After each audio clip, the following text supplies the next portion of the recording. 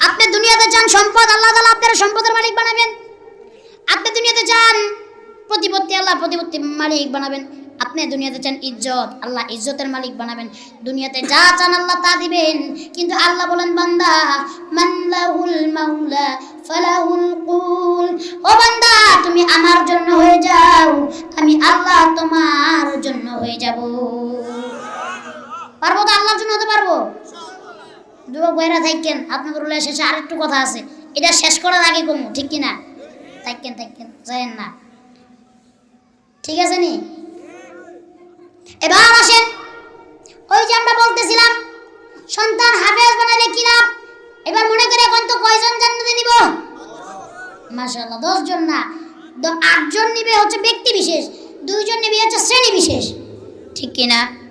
আরো জোরে কোন ঠিক কিনা? আল্লাহ কবুল করুক, সকলে বলছি আমিন।